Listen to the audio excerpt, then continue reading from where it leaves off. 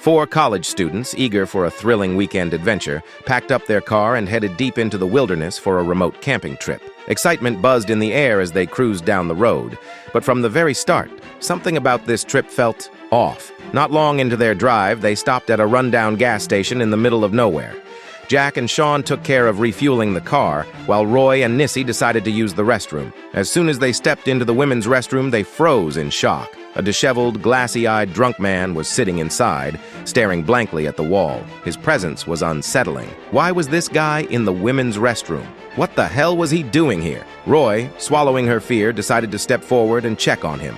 But the moment she touched his shoulder, the drunk man lunged at her, scratching her arm before bolting out the door. Shaken, Roy and Nissi quickly cleaned up her wound and joined the others in the gas station's small diner. But just as they were about to settle down, Roy realized something. She'd dropped something important. A bearded man sitting nearby noticed and kept trying to point it out to her. Before Roy could react, Jack, seeing the stranger grabbing his girlfriend's arm, immediately assumed the worst. Thinking the bearded guy was trying to take advantage of Roy, he angrily confronted him. The tension escalated quickly, and just as things were about to get physical, the diner's owner, a stern-looking woman, stepped in and put an end to the argument. Still rattled by the strange events, the group decided to grab some food at the front counter and leave as soon as possible. While Roy and Nissi browsed the shelves for snacks, a woman approached Jack and whispered something to him. By the time the girls returned, Jack turned to the group with an unexpected announcement. The woman's car had broken down nearby and was towed away. She was headed in the same direction as them, so Jack had invited her to ride along.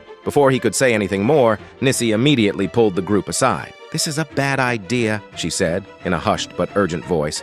"Something's off about this. If her car really got towed, why wouldn't she just go with the tow truck? Why does she need to hitch a ride with us?" Her brother nodded in agreement. "Exactly. What if something happens? We don't know this woman. We shouldn't trust her." But Jack wasn't having it. "Come on, what's the worst that could happen? If something goes wrong, it's 4 against 1. You seriously think the two of us can't handle one woman?" Before they could finish debating, the woman walked straight to their van and got in, without waiting for an invitation. There was something off about her.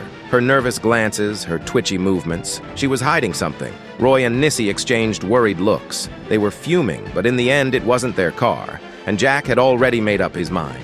And so, despite their instincts screaming at them to turn back, they hit the road, straight toward an unknown fate.